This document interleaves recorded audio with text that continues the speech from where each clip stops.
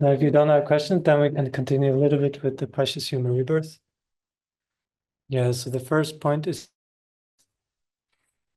the freedoms and then the opportunities. So there's said to be 10 opportunities, 5 which is pertaining to ourselves, 5 which are pertaining to external conditions. So the 5 opportunities pertaining to ourselves are that we are human beings, which again is not self-evident, that we are born into central land. So it's, same points, but looking from it a little bit differently. One is the freedom from the barbarian, being born in barbarian countries. One is, actually seeing the kind of country and the conditions it provides you. Then having complete sense faculties. And then what's said that we have what's called reversible karma. So it means that even though basically that we have not committed any of the 5 heinous crimes, most probably, which are like not killing our parents, not killing an arhat, drawing blood from a Buddha, or causing a schism in a Sangha community. So my teacher in the monastery, sometimes when he speaks about Milarepa, he says that, yes, this person, Milarepa, actually that we have better conditions than Milarepa, my teacher says, because he had to struggle, with the slope of his very heavy negative karma of having killed a lot of human beings before, actually be able to receive the instructions and practice and so on.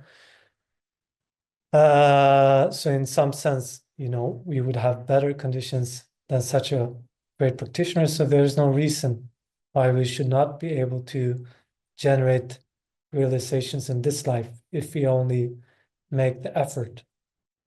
Trouble is sometimes it's only through something very rough in life that we actually make the effort, heartfelt and pure effort in Dharma. So I'm like, when somebody told me once that it seems like reading the sutras, she said, it seems you have to kill somebody first before you can become an arhat. So that you can purify? So that you have the motivation. So that you have the wholesome fear and you have the motivation. And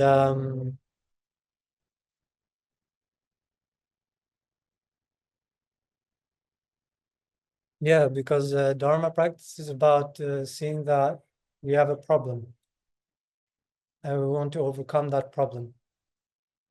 And the more we recognize it as a problem, being under the power of karma and afflictions, the more we feel that this is a problem, the more effort we will make to free ourselves from it, and we will not be lured along the way. So that's why sometimes if we can through some very difficult time, it's not a bad thing from the Dharma point of view, because when we start then to practice and things change, if we have that in our memory,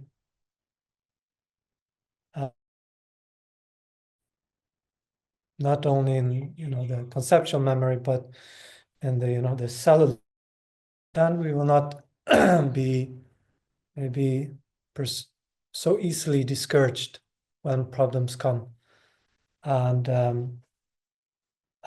we will not be complacent when we have good conditions and so on, because we will practice for the sake of liberation or practice for the sake of enlightenment. So I think some of the people that practice really wholeheartedly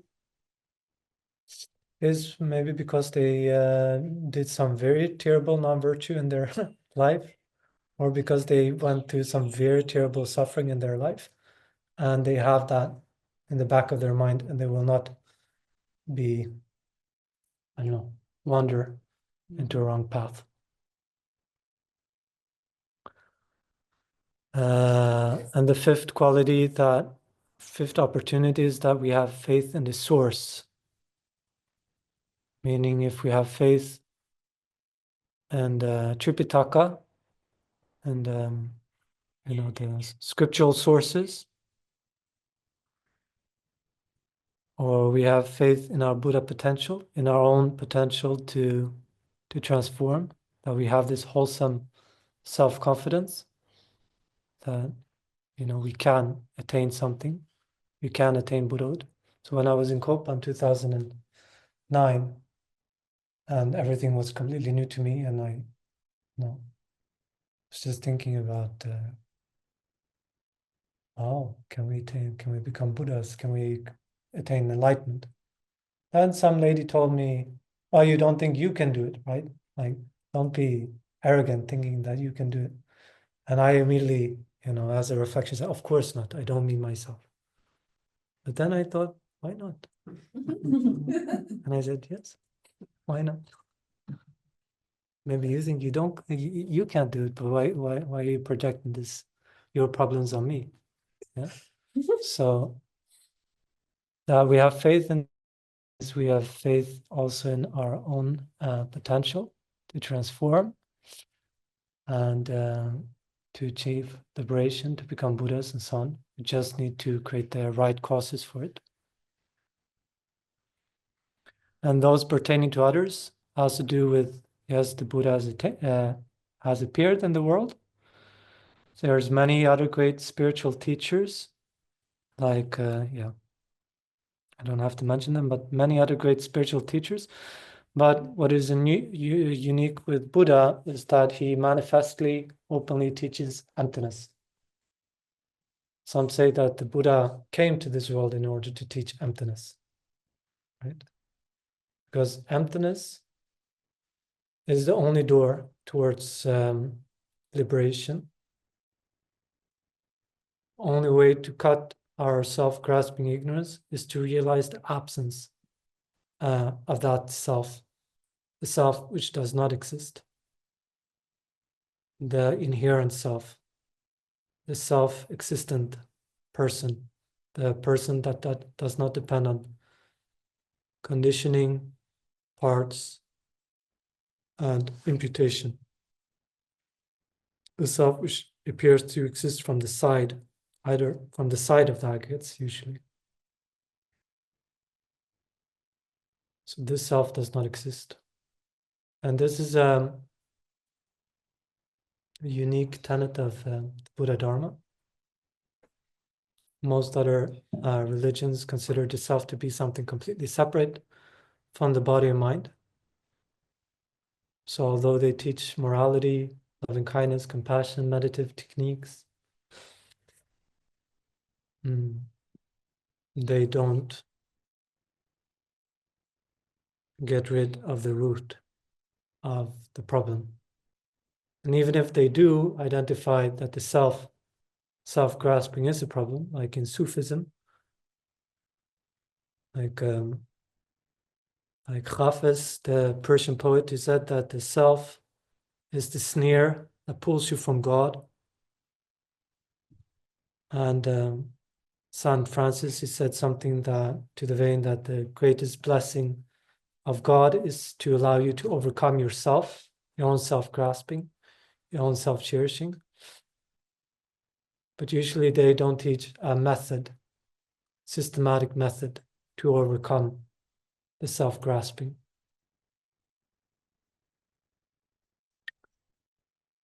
Buddha came, he taught, and there are still followers of the Buddha in this world. Thanks to the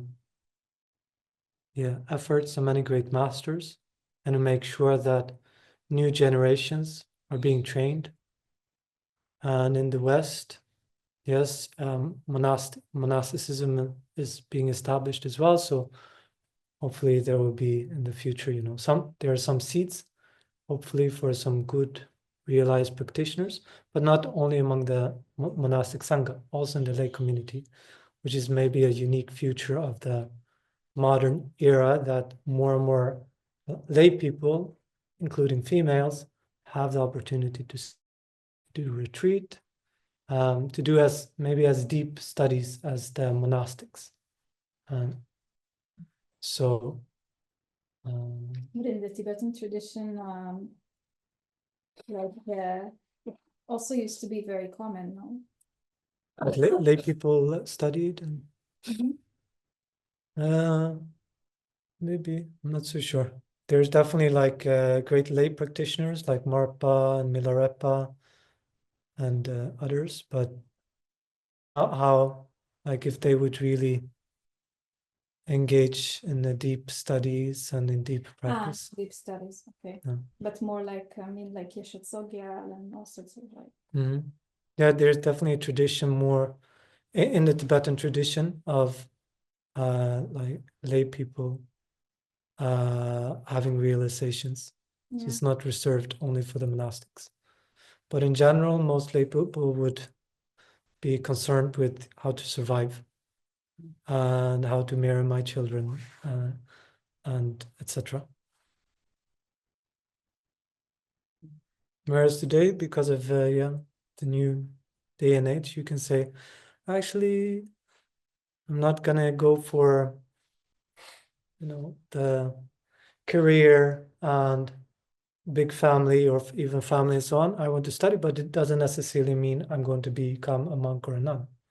So you can still do deep studies and deep practice because we have bigger freedoms, less sort of social expectations, maybe.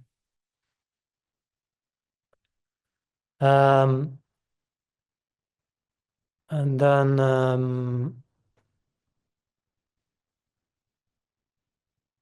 that the teachings exist in the world, that there are those practicing it, and then that there are kind, what's it called? Kind people, kind-hearted people supporting. So traditionally in the Dharma, it's always been, this kind of, some people dedicate a lot of time to, or are supposed to dedicate a lot of time to study and practice the teaching. And there are other people who maybe their main practice is to support the institutions. That's when the monasticism and lay community. That's been a division, which is a bit blurred right now. But yeah, there's kind people wanting to support the Dharma in the world. I've heard that many people in East Asia, they're not so willing to give their time, but they're willing to give the money to the teachings. So I think the great institutions in India, like the great monasteries, they receive their big donations not from the West, but from Singapore and so on.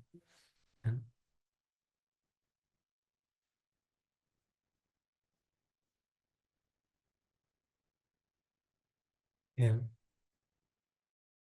Then one has recognized, I have these freedoms, I have these opportunities, and one is rejoicing with it. Like it's not, being a human being is not just this worthless state thing that until you have made it socially, which is a little bit this, maybe it's the social point of view of things. Being a human being is an incredibly valuable state with incredible potential, and which should not be taken for granted. So sometimes when you meditated a little bit about the precious human rebirth, and you generated a little bit of feeling for it, and then you watch these action movies and you see how people are just killing each other, like taking out the garbage or something. It's like, wow. No recognition, no awareness. not even an awareness that this being was in the 9-month in the womb of another person, but it's just like, yeah, you say, look at me wrong, I kill you, sort of thing. Happens in the movies, but it also happens in real life, unfortunately, right? So the second point then is to contemplate what are the things I can do with this human life.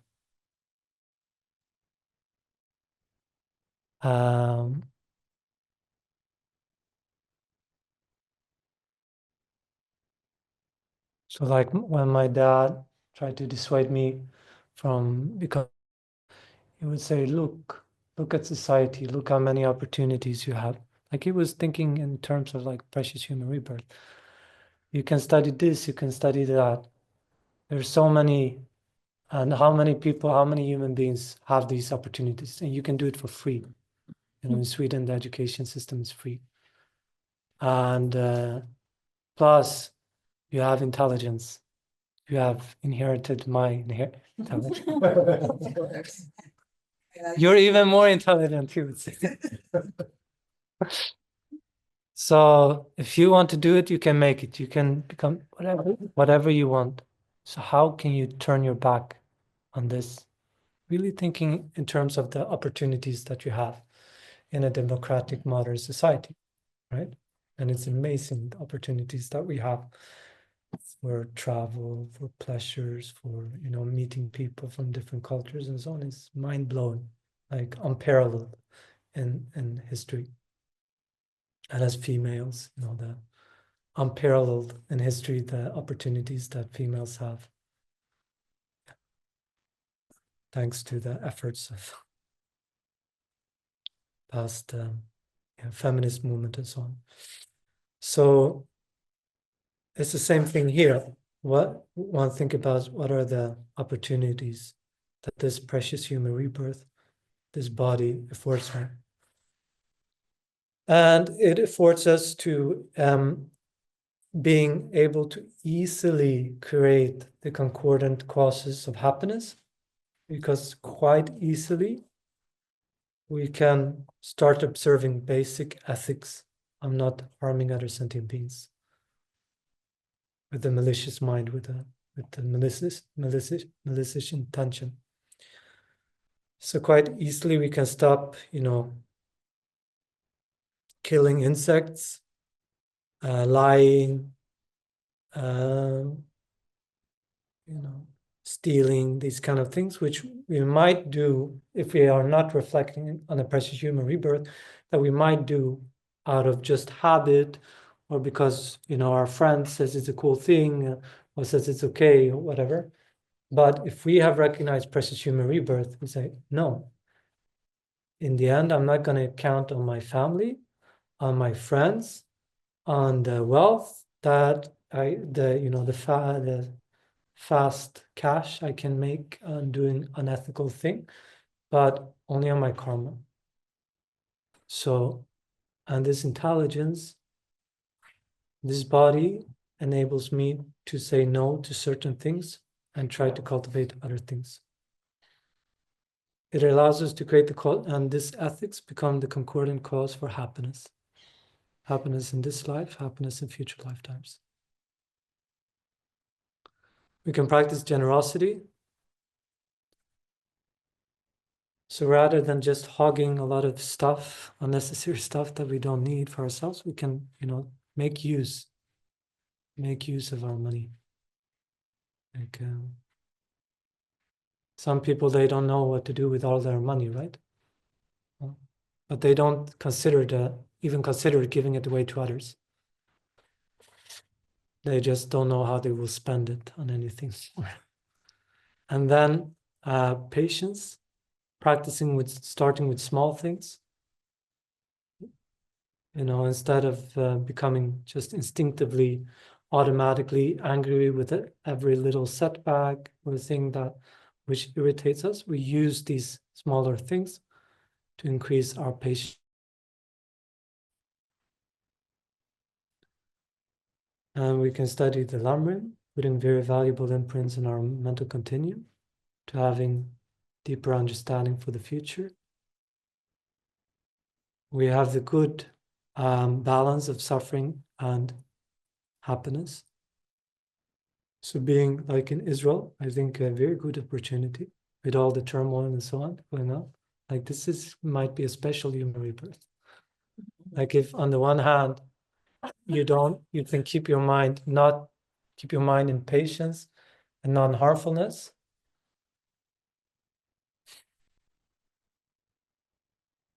Then, yeah, because more uncertain here than in many other countries, then you taste a little bit deeper what this uncertainty means, that at any time there can come, rockets in the sky and alarms, and that there's this social tension between the Israelis and Palestinians, and even between all sorts of groups maybe, but not going along with narrow-mindedness and with anger gives you a much more powerful Dharma practice, but more powerful patience practice, and your compassion can become much more pure.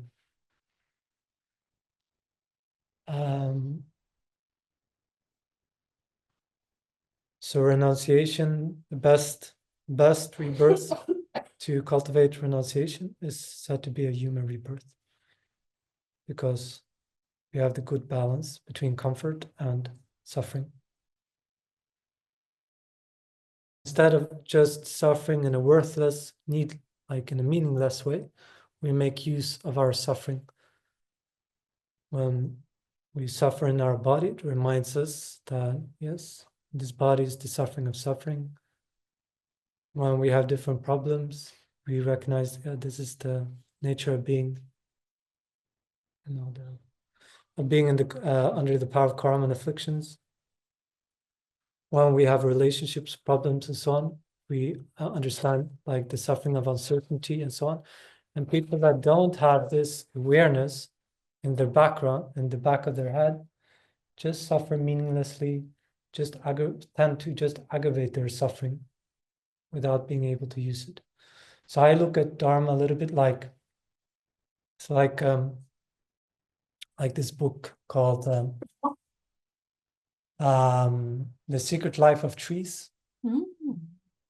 And when it says something in it like, once you've read this book, you will never look at the forests in the same time again. And I remember after having read this book, I was reading it in retreat, and I was living in the forest. And it was such a good book to read at that point, because yes, I looked at the forest completely differently. Much more it was not this just static place, but much more fascinating. And it's the same thing that when we study Dharma and we get the lens, the filter of Dharma in our mind, and we walk out in the forest of life, we look at the forest very differently from people who have not met Dharma. And we can see beauty where other people don't see beauty. We see opportunity where other people don't see opportunity, and so on.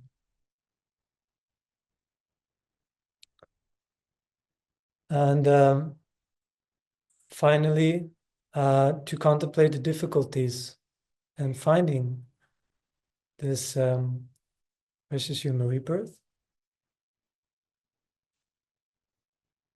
So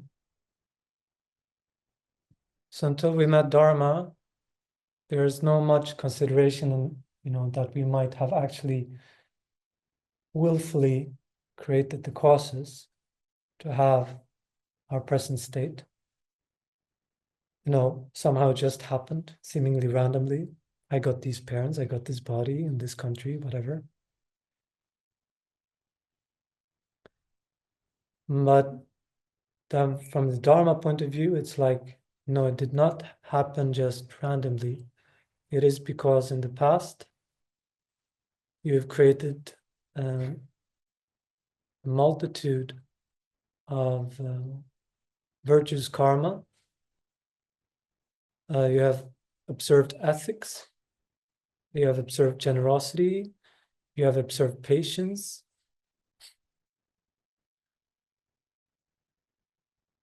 You have practiced compassion and loving kindness because there is an appreciation for your mind for the Mahayana Dharma. You have used your wisdom because you have intelligence. And many of these things, some of these things happen, arise quite naturally in you. And the reason why we have this, the reason why when you go to a Dharma center and something happens in your mind and you connect and you feel inspired or you feel a sort of a natural appreciation for it, that's not for everybody. It's not happening to everybody. Some come, they observe, and then they go. Some come and they feel completely freaked out. Even in Nalanda, some volunteers, they say they're strong interest in Buddhism, they stay one day and they go. They feel freaked out because of, living in a community, or because of seeing monastics, or because, this is not what I thought Buddhism is. Buddhism is sitting very still and just breathing all the time. And so that connection that we have to the Dharma is because of having created the causes for that in the past. Saying that we created aspirational prayers alongside the ethics, the generosity, the patience, and so on. And why are the effects so different? Like when I go to my family, to my friends, they see a Buddhist monk, they don't ask a single question about Buddhism. Yeah?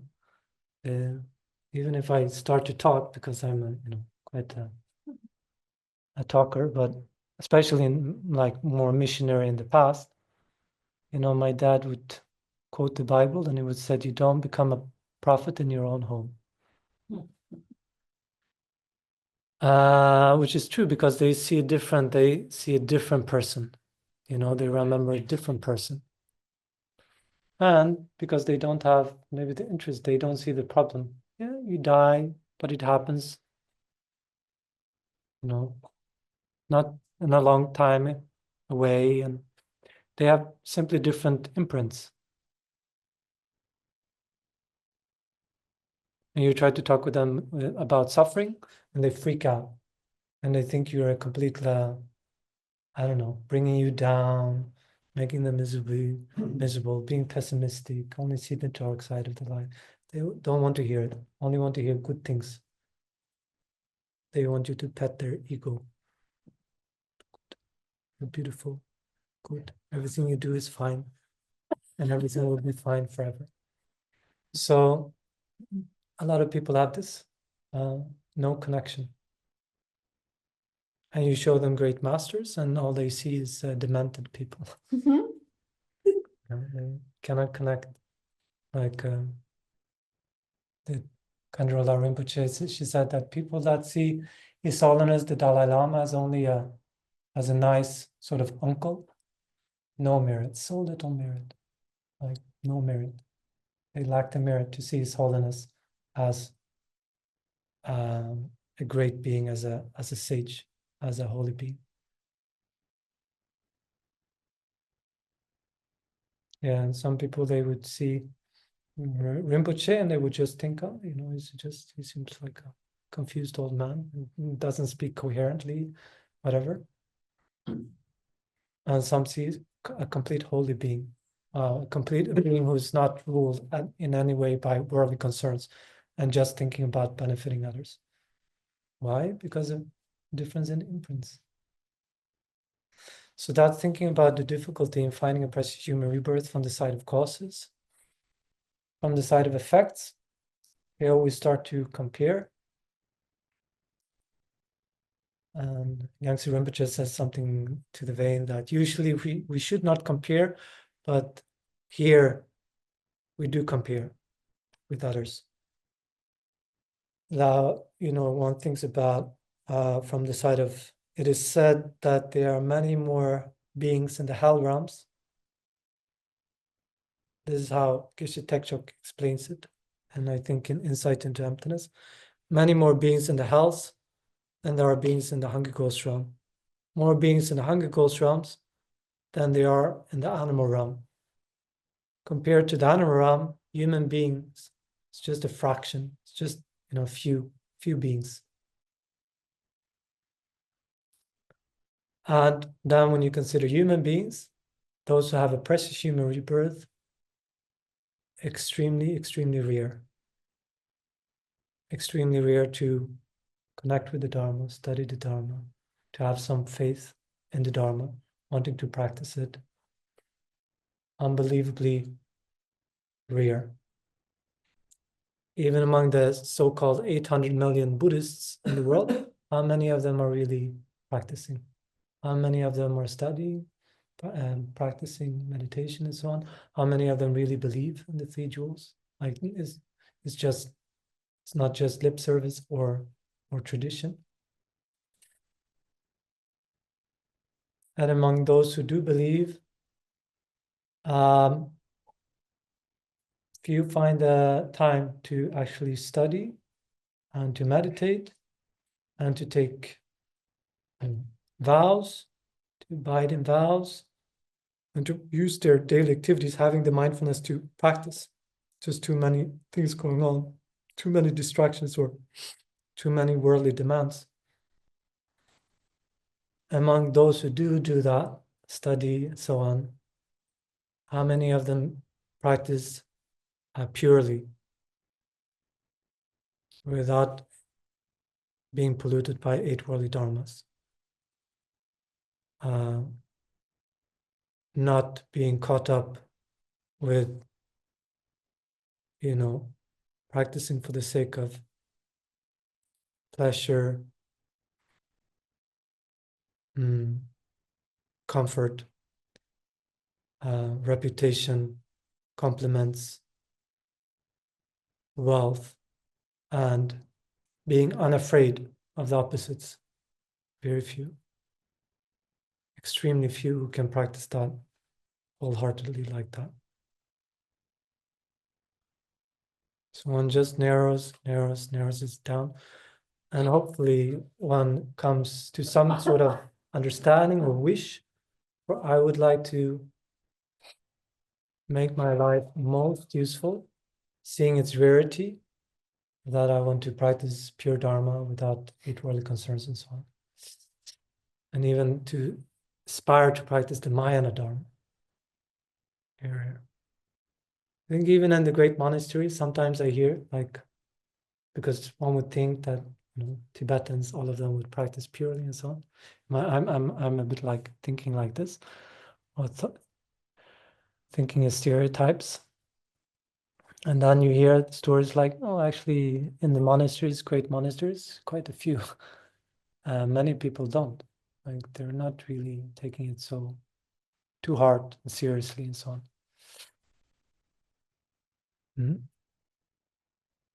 After you finish screening all the people, the one that will be left will be my goal. Yeah. Well, there's a few. I think there's a few. I've seen a few. But at least that one feels inspiration for that, the last group after the screening. I would like to become like that, practice Dharma purely. And practicing the Dharma purely will have an incredibly great benefit for you individually, even though it might mean that we have to make sacrifices in our life. Sacrifices of pleasures, of social engagements, of sacrificing our worldly concerns and our worries, what people will think of us.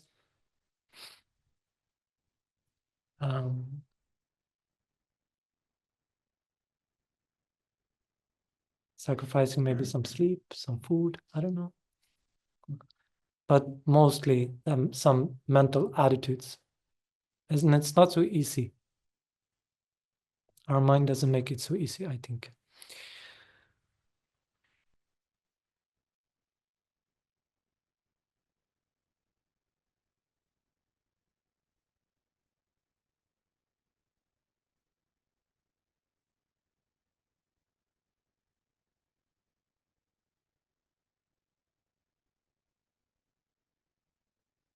There's this analogy, you probably heard it before, but the turtle in the ocean. So this just freaked me out completely. With the ring. Like, yeah, meditating on precious human rebirth should make you happy, and it just freaks me out. It would freak me out a lot of the time. Yeah, so it's the turtle that lives in the on the floor of the sea, and it's a turbulent sea, and the turtle only comes up once every 100 years to breed. Sticks And up, he's blind also. No? and he's blind to make it worse. To make it worse. Blinded by ignorance. And then there's a yolk floating on the ocean, being pushed around by the waves. So the chances that the turtle will stick his neck into this yolk, is a golden yolk. It's not so big, right? The chances are not so big. So that's how it is to find a precious human rebirth, is said. It is not easy. There has to be conditions, causal conditions in the past. One cannot find it without having created the causal conditions in the past. So that yoke is said to symbolize the teachings, which, travel on the ocean in the same way the teachings, they travel from various countries to countries. And the turtle living on the bottom of the ocean for 100 years symbolizes that for the most of our time we spend in lower rebirths, and the coming up and breeding once in every 100 years symbolizes the chance of receiving a human or a high rebirth, and sticking the neck through the yolk, it's symbolizing achieving the precious human rebirth.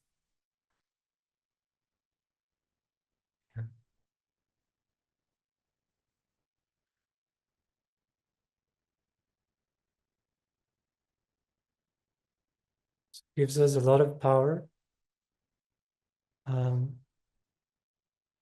but a lot of, a sense, not wasting our life. Finding a precious human rebirth and committing negativities, Nagarjuna said, is like poor person, more stupid than a poor person using a golden vase as a stool, as a toilet or something like that. More stupid than, having a lot of money and just, I don't know, wasting it on drugs. More stupid than a starving person living in a forest full of fruits and not, choosing to die out of starvations rather than picking the fruits.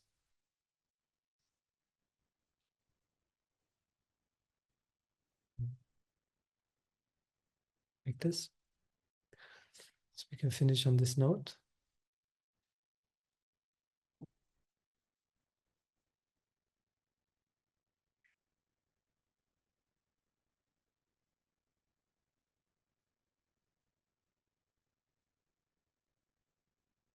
So somehow that means that, like, having precious human rebirth, trying to set the motivation in the morning, that today I will use my body, speech, and mind to understand Dharma and practice Dharma.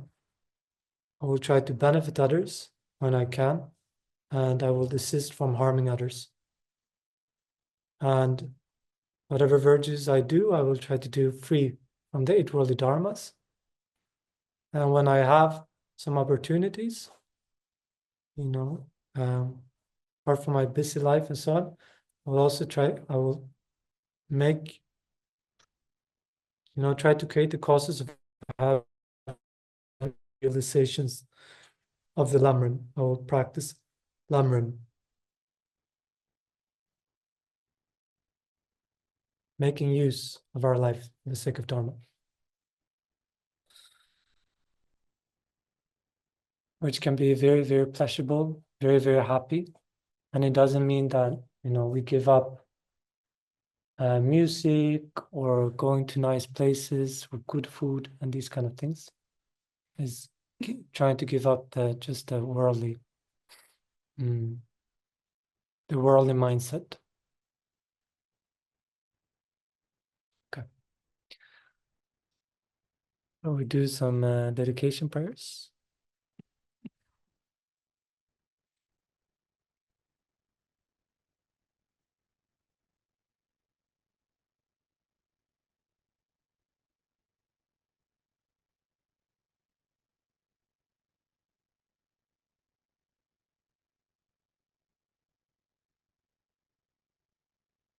You put maybe a page. Let's see. Just what is the Dedications. Yeah. this one? Yeah. Page 90.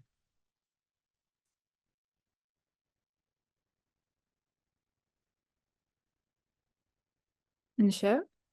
Yeah, please.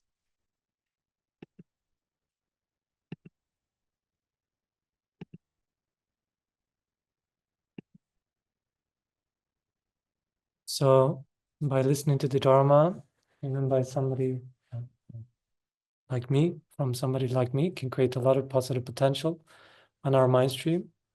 And because we are very privileged beings, we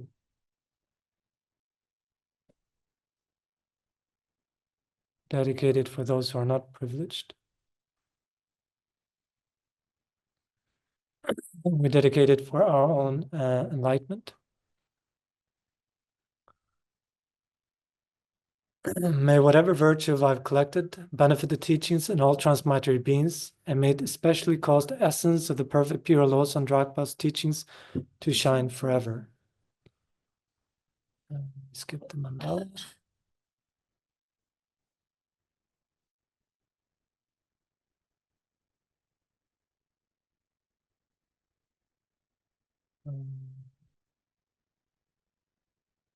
Yes, we can think about all the holy beings in this world who are motivated by bodhicitta. May my perfect pure Guru's life belong and his white actions flourish in the 10 directions. May the torch of the teachings of Losang Drakpa always remain, dispelling the darkness of the transmigratory beings of the 3 levels. May the precious supreme bodhicitta not yet born arise. May that arisen not decline but increase more and more. May the precious view of emptiness not yet born arise, and may that arisen not decline but increase more and more. Samsara nirvana, like even an atom, inherent existence and cause and effect, independent arising, unbetraying. I seek a blessing to discern the meaning of Nagarjuna's thought that these two are mutually complementary and not contradictory. Maybe skip this one. Well, we can do it as an aspiration for some time in the future. May the precious realization of the 2 stages not yet born arise. May that arisen not decline, but increase more and more. Incomparably kind, the Supreme Tenzin Gyatso, the wish-granting, wish-fulfilling jewel, source of every single benefit and happiness in this world, may you have a long life, and all your holy wishes be spontaneously fulfilled. And then we do the swift return prayer for Lama Super Rinpoche. I think it's in the. Oh, okay. I got this figured out. You using the prayer of His Holiness? When we have the translation to Hebrew also of this prayer. Oh, here? Like, לא, לא שלח לי את זה. אבל. Yeah. You have it on the no, computer? not right now. so next time you have memorized it. When we do, if you have memorized it next time, then you recite it as an We offering. read it from the screen.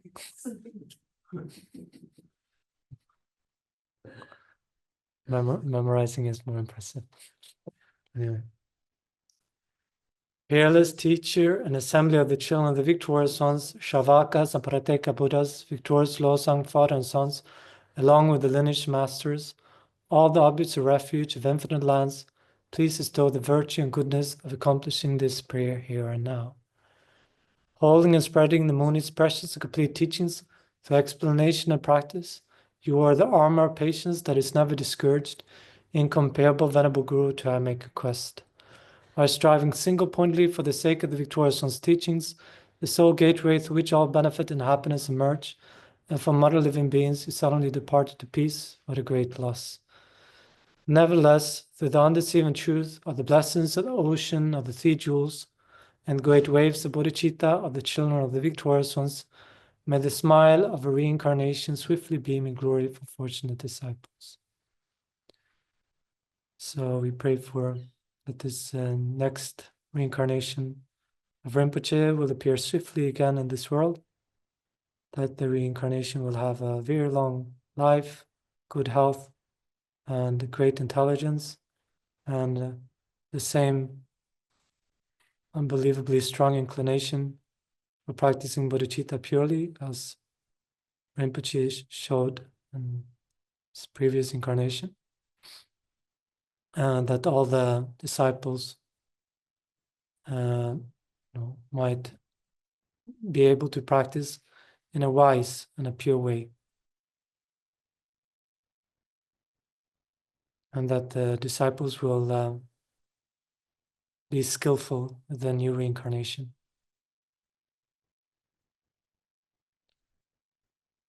And then there's aspirational prayer from 84,000 that I saw yesterday, and it was so beautiful, but I had to cry a little bit. I won't cry now, but so you know 84,000? No? Yes?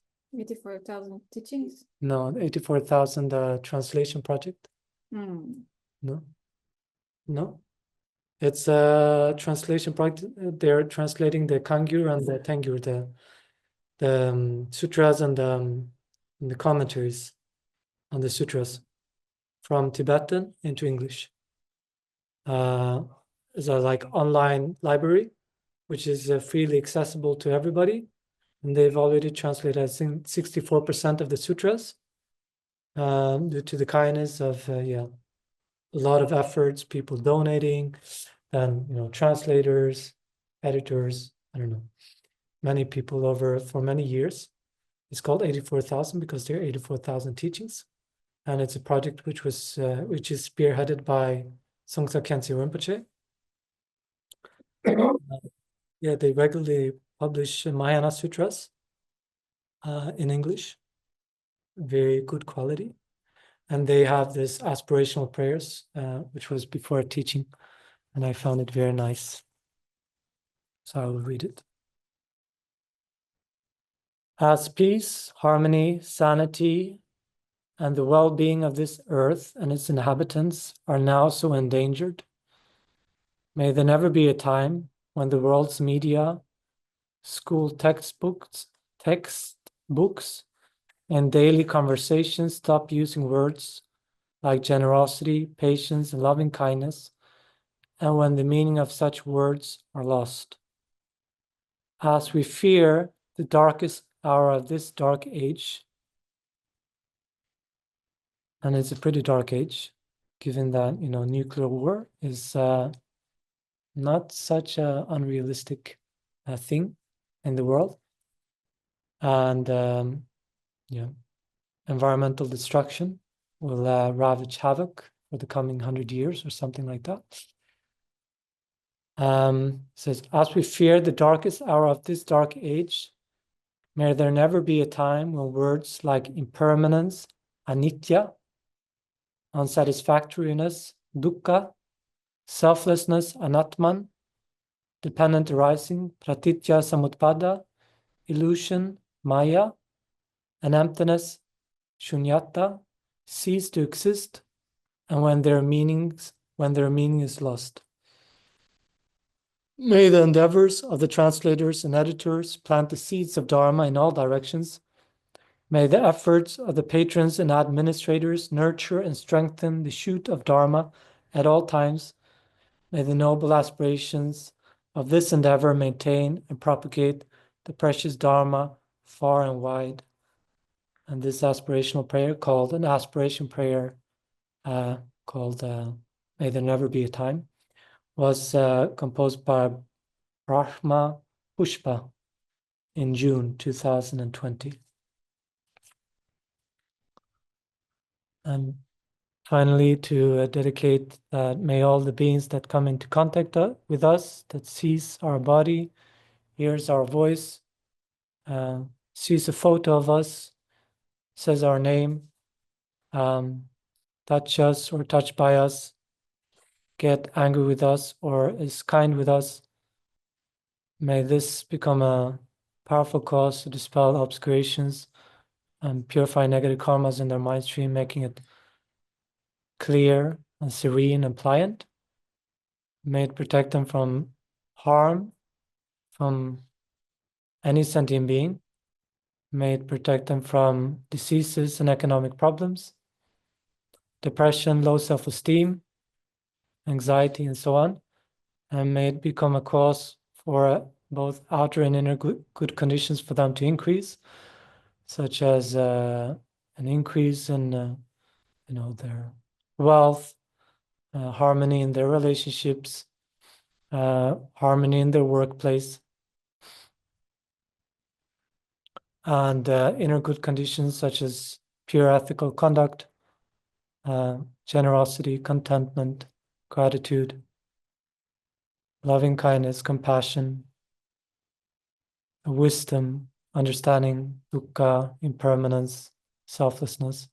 May all these wholesome inner mental states increase in their mind stream just by coming into contact with us. And may there be peace in this, may this, through the force of this merit, may there be peace in this region. May the positive energy created here spill over into neighboring countries, neighboring societies. Syria may develop, become a peaceful, more democratic, compassionate society where people take strong interest in genuine Dharma, that there will be peace in Gaza, that whoever has hatred in their minds, they will drop hatred and bitterness from their heart, and that whoever have hatred and bitterness in their heart in Israel will also drop their hatred and bitterness, and that people will only think about benefiting each other and stop with self-grasping and self-cherishing through the force of these merits. So may it be a contribution for that. Amen.